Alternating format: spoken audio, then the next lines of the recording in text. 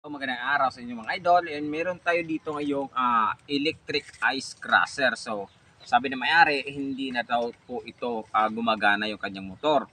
So hindi ko na napakita yung pag video, binaklas ko na yung motor niya. So ito na yung kanyang motor. So kailangan natin check upin to yung connection niya sa loob, dahil sa sabi ko nga nung nakaraan, bawat motor meron niyang thermal fuse. So atin itong check upin kung sira nga po ba yung kanyang thermal fuse. Pero dahil sa nakarimachi po ito, ayan, tatanggalin muna natin yung rimachi niya at saka papalitan na lang natin ng bolt para na sa ganun matibay. So i-drill lang natin yung kanyang rimachi para matanggal po siya.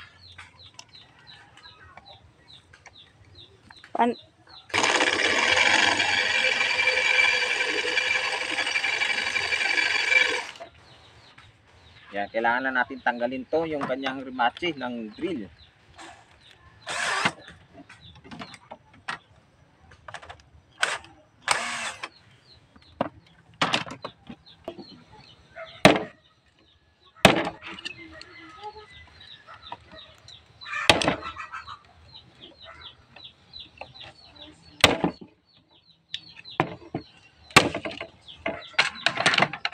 Yan, so atin yung bubuksan. Yan, natanggalan natin yung kanyang rimachi.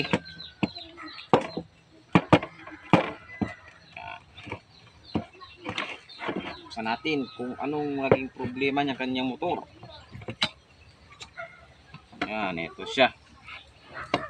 So ito, meron din po itong thermal fuse mga idol. So check up muna natin yung ating motor. Ingat lang sa paggamit ng cutter blade. Kailangan kasi natin itong i-check up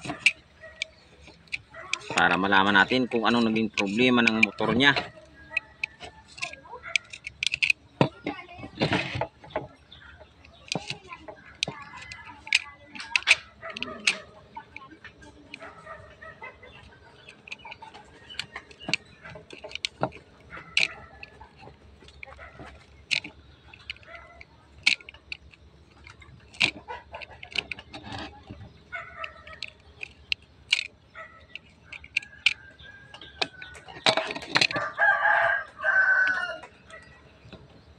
Yan, so natanggalan natin yung kanyang mga tali-tali. May isa pa pala.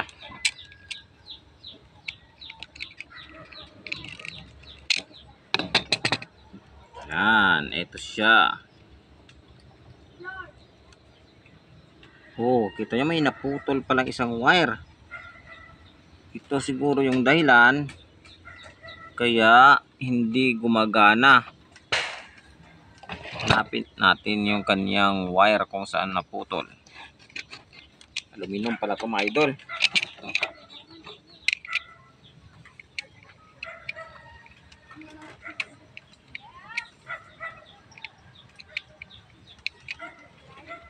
So, ito nakita na natin yung salarin. Ito siya mga idol, oh, naputol. Yan. Kapag aluminum kasi, aluminum yung wire, kita nyo pumuputi yung dulo.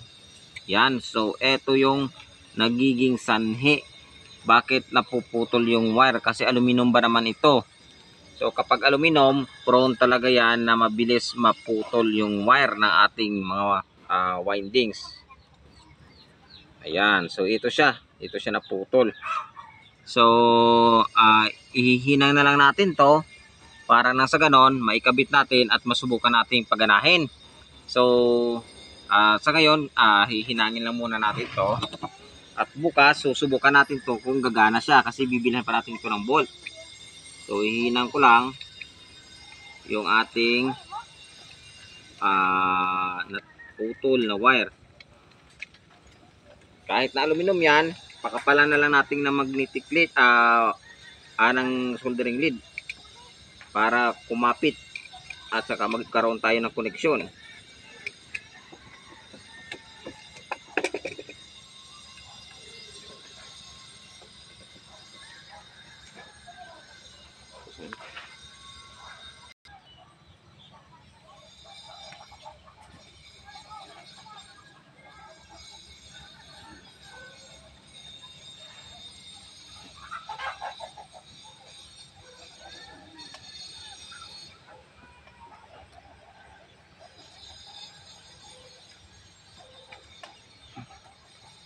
Ayaw po matanggal.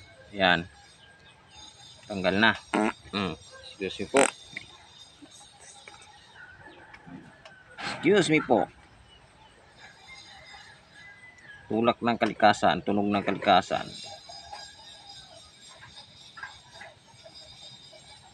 Pati wire ng ng kanyang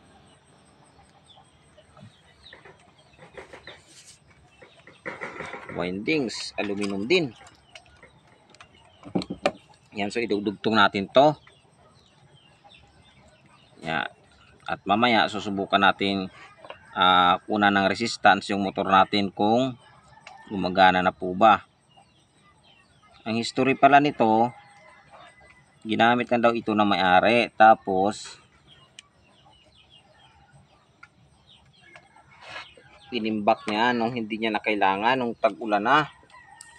Dahil sa siyempre itong ice crusher na to kadalasan ginagamit na naman to pang halo-halo o di paggawa ng tawag dito shake para mapino yung ice. So sabi na may-ari nung tag-ulan na, tinago niya na. Nung pinaandar niya na daw nung nakaraang araw, hindi na gumana. Yun pala yung magnetic yung kanyang windings kasi aluminum natanggal. Yan. Gawa natin ang paraan para gumana ulit. At saka maging happy yung ating customer.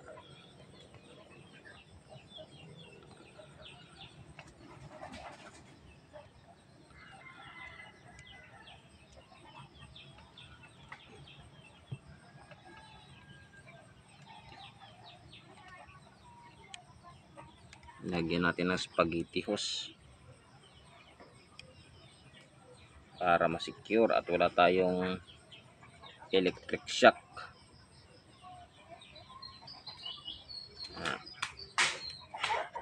Okay na. So dahil dyan, susubukan natin ngayon yung ating power cord kung mayroon tayong makukuhang resistance. Siyempre, bukas yung testing nito. Para naman sa katong mabitin-bitin yung ating mga manonood. Set lang natin sa times 1, times 10 pala para mataas yung reading. Times 10. Ating multi-tester. Power on ma. Araw. Ang araw. Lalo. Power on.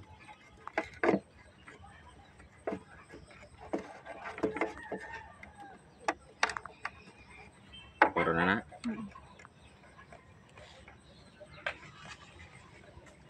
Wala pa rin tayong reading na nakukuha. Be, natabi, check be. Off na yan. Na, ang ano ko. Wala pa rin. Bakit kaya may putol pa siguro? Ayun, may reading na tayong nakuha. Ayan, so mayroon na tayong reading na nakuha. Yan, tinasan ko lang yung ating reading. So ayan, mayroon na reading yung ating multi-tester. So, pwede na ito. Bukas, sample natin na paandarin.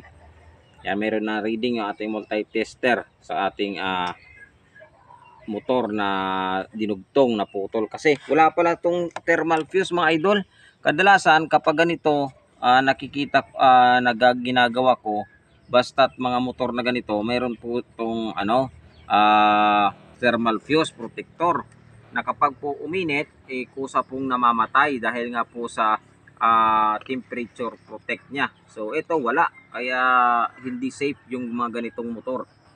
So ayan, babalutin ko na lang to. So abangan nyo bukas ang pag-test natin ng ganitong motor na inayos natin. So maraming salamat sa inyong panonood.